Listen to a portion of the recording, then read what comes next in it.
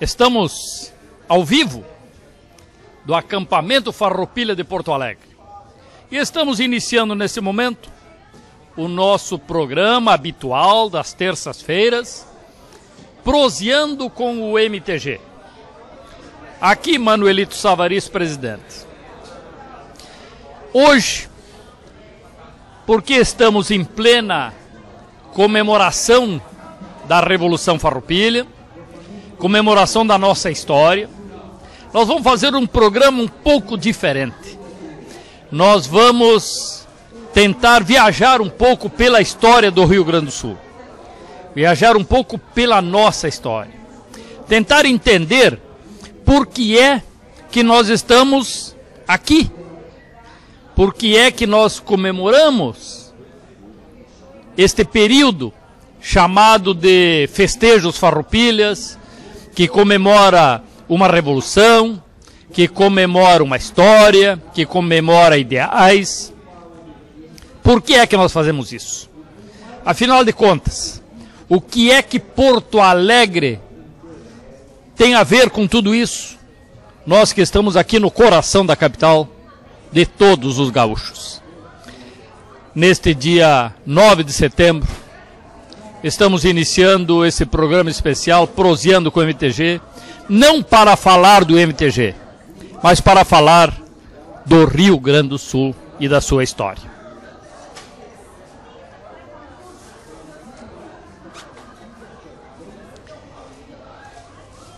O Rio Grande do Sul é um território que foi disputado por espanhóis e por portugueses.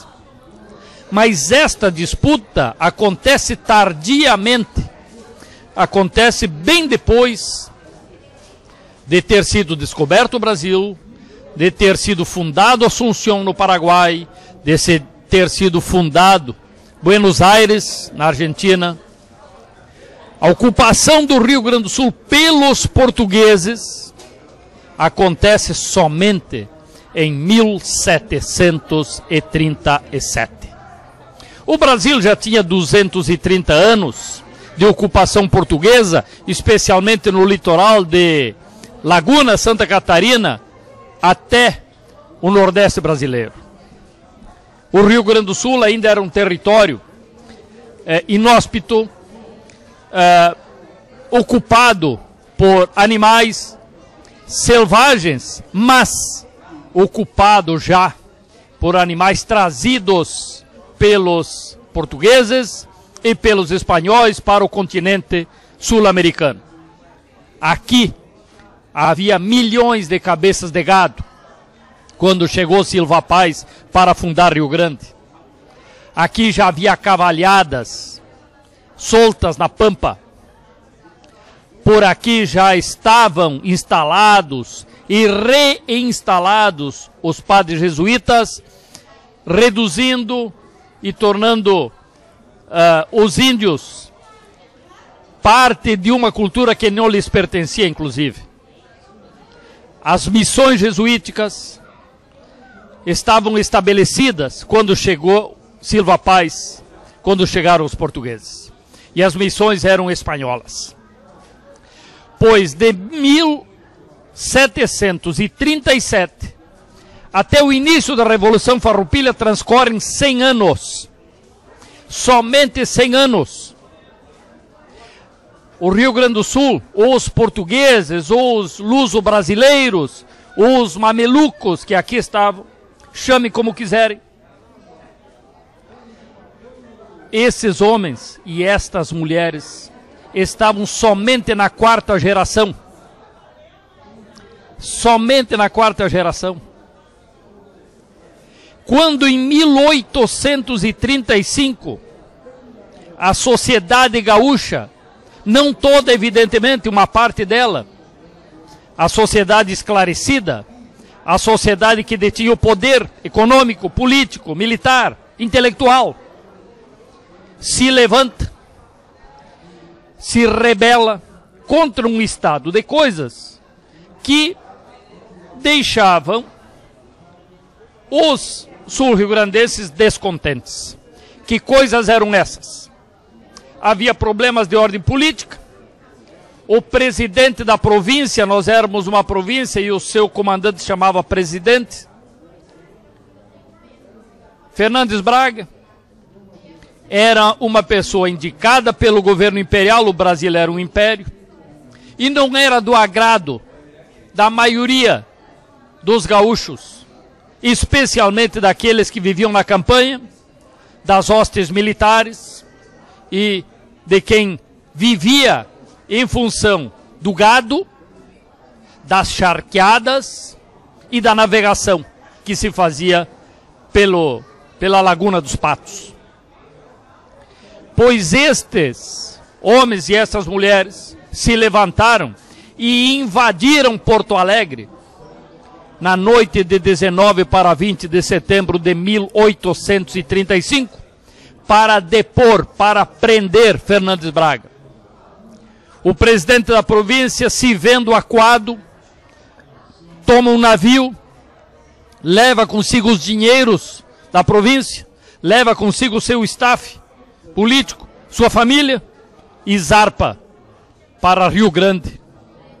E os farrapos tomam conta de Porto Alegre sem nenhuma resistência, aliás, sendo recebidos em Porto Alegre com palmas e vivas, sendo recebido com festa em Porto Alegre.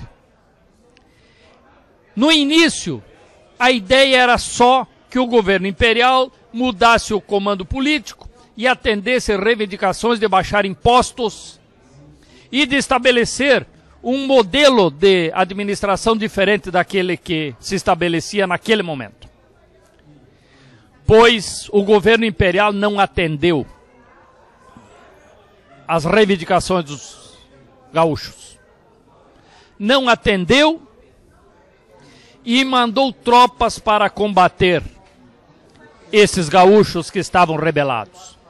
Liderados por Bento Gonçalves da Silva, mas que compunha uma quantidade grande de gaúchos que exerciam liderança, que tinham poderes econômicos e políticos. Como José Gomes Vasconcelos Jardim, que foi o que liderou a invasão de Porto Alegre, Onofre Pires, que tinha uma estância onde hoje é o Morro Santa Teresa em Porto Alegre, que comandaram a invasão de Porto Alegre. Na campanha se levantavam Corte Real, se levantava Davi Canabarro, se levantava Antônio de Souza Neto. E, passado o primeiro período, em que não houve um entendimento entre os revoltosos e governo imperial, nós vamos ter a retomada de Porto Alegre feita pelos imperiais. Os imperiais retomam Porto Alegre. Os farroupilhas são expulsos de Porto Alegre e passam a sediar a capital. E o assédio à capital dura largo tempo. Na campanha, Antônio de Souza Neto comanda uma tropa que tem um embate com caramurus, como eram chamados imperiais, vence os caramurus no dia 10 de setembro de 1836, um ano depois de iniciada a Revolução. E depois daquela vitória, Antônio de Souza Neto, nos Campos do Ceival, na região próximo de onde hoje é Pinheiro Machado, proclama a República Rio-Grandense. Bento Gonçalves, que sediava Porto Alegre, se dirige para a campanha para se encontrar com Neto. E é aprisionado na Ilha do Fanfa, remetido para o Rio de Janeiro, de lá para a Bahia, para um presídio, foge da Bahia e retorna ao Rio Grande do Sul. Depois que ele retorna, já no ano de 1837, aqui já estava Garibaldi, se integrando às tropas farroupilhas. Esta revolução, esse descontentamento e esse embate entre farrapos que proclamaram uma república, e proclamaram, sim senhores, uma república com presidente, com ministros, com recolhimento de impostos, com sede com sede primeiro em Piratini, depois transferida para Caçapava e depois para Alegrete, por necessidade evidente, no meio de uma guerra.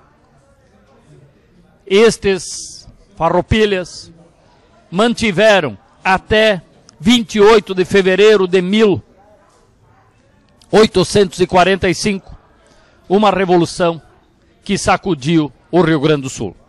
Vamos nos lembrar que em 1835, quando começou a Revolução, não havia no Rio Grande do Sul uma única escola.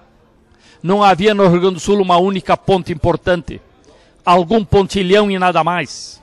Não havia estradas. Evidente que todos sabem que não havia energia elétrica. As comunicações eram extremamente difíceis. O Estado vivia abandonado pelo governo central. E aqui os rio-grandenses se obrigavam a manter a fronteira, a pelear permanentemente às suas custas contra os castelhanos que queriam tomar ou retomar as missões ou tomar o território rio-grandense que eles consideravam seus. A paz, o encerramento da beligerância, ocorre em 1845, nos campos de Ponche Verde, no final do mês de fevereiro. No dia 28, Davi Canabarro assina a paz. No dia 1º de março, Duque de Caxias assina a paz. E assim se encerra a Revolução. Não de uma forma tradicional, não, de uma forma diferente. Por quê? Porque quando termina uma revolução, senhoras e senhores que me acompanham nessa prosa, o vencedor impõe ao vencido. O vencedor não paga as contas do vencido. Ele aprisiona, julga o vencido. Aqui não aconteceu nada disso.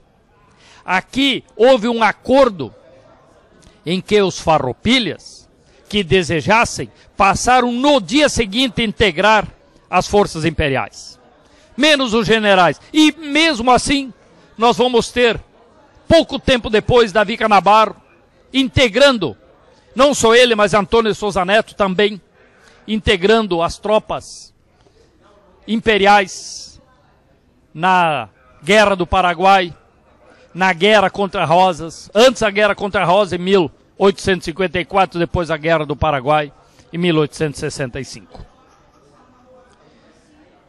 Muitas pessoas perguntam, afinal de contas, o que é que comemoram? Pois eu lhes digo, nós comemoramos a força, a coragem, a persistência de homens e mulheres que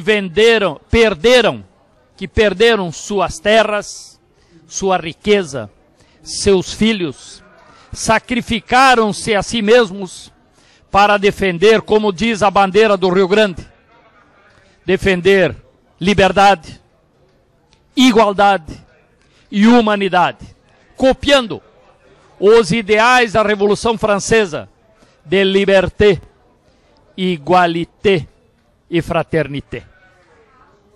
Até hoje a nossa bandeira ostenta a inscrição de República Rio-Grandense como uma forma de dizer a todos que os gaúchos prezam, preservam e se orgulham de terem 50 anos antes proclamado República neste Brasil. Nós somos gaúchos, queremos ser gaúchos, somos sul-rio-grandenses, queremos ser sul-rio-grandenses, mas somos brasileiros, integramos a nação brasileira. E quando os farroupilhas invadiram Santa Catarina e proclamaram a República Catarinense, também chamada República Juliana, o fizeram para que o Brasil fosse uma união de repúblicas. O manifesto de Bento Gonçalves ao povo de Lages é um manifesto claríssimo quando ele diz: não nos interessa e invadir Santa Catarina para torná-lo território sul-rio-grandense? O que queremos é que Santa Catarina seja uma independência, que São Paulo seja uma independência, faça a sua independência e seja uma república, para que juntos nos unamos e transformemos o Brasil numa república federativa. Este era o ideal, esta era a meta. Neste ano de 2014, neste acampamento Farroupilha de Porto Alegre, onde me encontro nesse momento, nós precisamos todos nos lembrar que o que nós comemoramos não é a guerra, não é a revolução, é a nossa história e os ideais que batem dentro do peito de cada gaúcho até hoje. Ideais de liberdade, de igualdade, de humanidade. Proseando com o MTG, este é nosso programa especial do dia de hoje, não falando do movimento tradicionalista gaúcho, mas falando um pouco da nossa história. Que o patrão velho nos acompanhe. Eu aqui vou seguir tomando meu mate, você aí tomando o seu, e na semana que vem nós voltaremos para conversar um pouco mais sobre a nossa história. Saúde e paz a todos.